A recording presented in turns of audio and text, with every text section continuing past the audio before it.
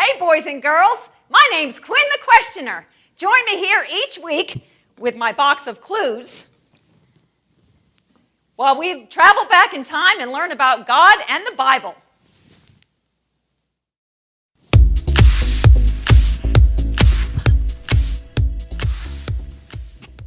Where am I? Where? Oh, who are you? Excuse me, who are you? I'm Joseph. Joseph? Mm-hmm. I like this. Isn't it wonderful? This is pretty. My dad gave it to me. I want one. Look at all the colors. Well, I want a coat like that. I had this really cool dream I want to tell you about. What? Hold on. I'm jealous of that coat. It is beautiful, isn't it? It is so beautiful. Mine's just plain. Well, I had this really cool sorry. dream. Go ahead about your dream. My brothers, they were bowing down. I'm the youngest, but they were bowing down to me. And Probably because of your coat. That thing is snazzy. You think so? Love it. I'm going to go find my brothers, and I want to tell them about my dream. Oh, still about the dream. What? I wonder. What's she gonna tell? Where? Maybe there's a clue in here. Where's Joseph going? Oh. Wheat. Maybe we should watch the video to find out more.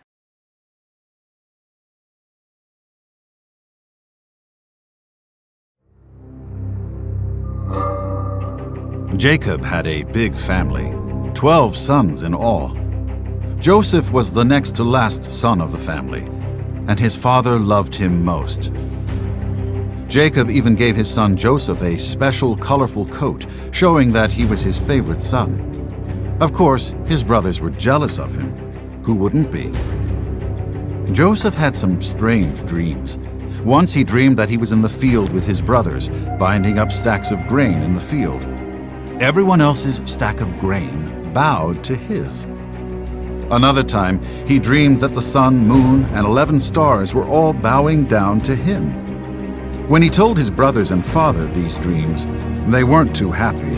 His father rebuked him, and his brothers just got angrier. But his father kept the dreams in mind. One day, Jacob sent his son Joseph to go find the brothers who were taking care of the flocks. He wanted to hear how his sons and flocks were doing. Joseph's brothers saw him from a long way off. "Here comes the dreamer," they said to each other. "Now is our chance to finish him off. Let's kill him." The oldest brother, Reuben, did not want to kill Joseph, so he suggested they throw him in a dry well and leave him there. Reuben had planned to later come and rescue Joseph.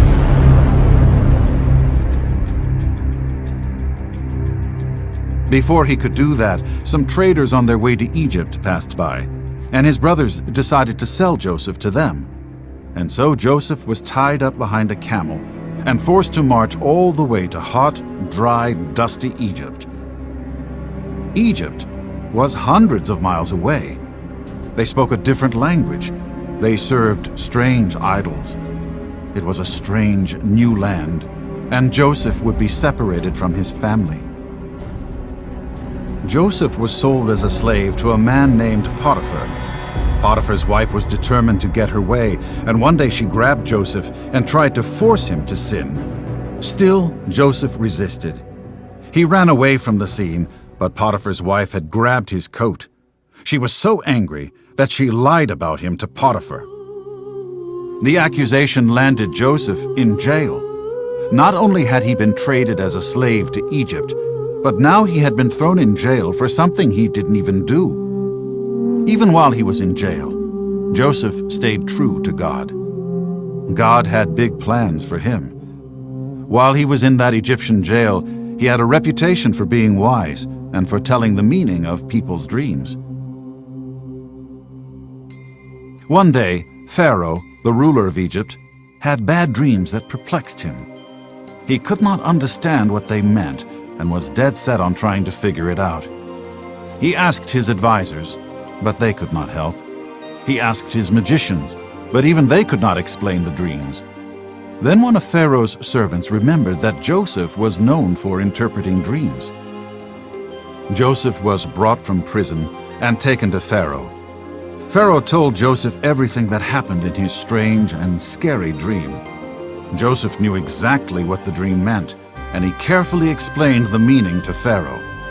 Not only did Joseph tell Pharaoh what the dream meant, but he also told him what to do about it. The land would experience famine in 7 years, and they needed to store up food to prepare. Pharaoh was impressed, and he honored Joseph.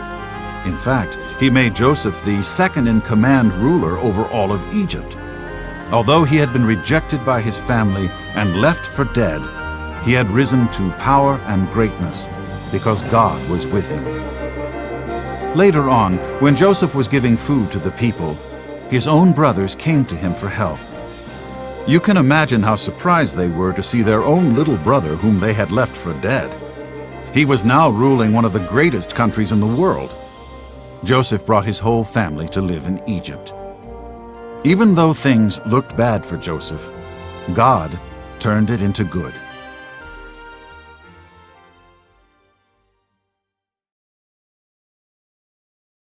Like that video. It's a good But- video. There's something I just don't understand. What? Well, your brothers were mean to you. I mean, they were just pure rotten to you. How were you able to forgive them? Well, God asks us to forgive, and we need to have forgiveness in our hearts, and we need to forgive others. Everybody makes mistakes. Nobody is perfect. So I had to guess. forgive them. I guess maybe that made you feel a little better to be able to forgive them too. Yes, because when you don't forgive others, then you hold on to all of that, and it makes you Yeah. feel sad. Yeah, I do that sometimes. I'm going to try to be more forgiving. It's hard. It's a very hard thing to do. Yeah, I'm going to work on that.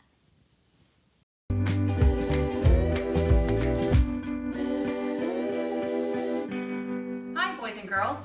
You just finished watching the video about Joseph, the Prince of Egypt. Joseph had a beautiful, colorful coat that his father had given him. Today we're going to learn about colors similar to the colors that in Joseph's coat. To do that, we're going to use coffee filters, markers, and a glass of water. Be sure to have a newspaper handy because this can get messy. What we're doing with our markers is called chromatography. Chromatography is the spread of the colors. So what we're going to do with our markers are we're going to flatten our coffee filter, and then we're going to take our markers. It's best to start with the lightest color first and just make a circle in the middle and keep going around and around until you have it all filled in. A nice watercolor that's really bold works well.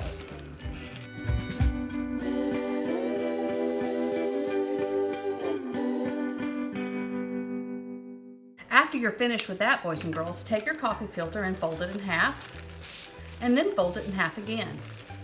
So you have a nice triangle.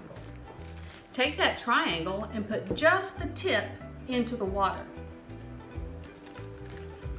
And that water, as you can see, is going to spread up.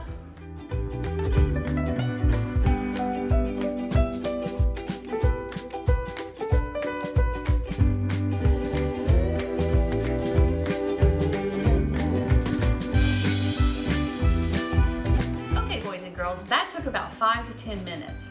So give it plenty of time for that water to seep all the way up to the top of your coffee filter. Once you're finished, you can pull it out. This is where you'll want to have that newspaper. Open it up, and you'll see how all those colors have spread. I hope you enjoyed learning about chromatography and colors. That was a really fun activity to do. If you would like to share yours with everyone, have your parents take a picture of it and send it to Miss Rebecca. Have a great day. That was another great lesson. Don't forget to join next week and see where we travel to.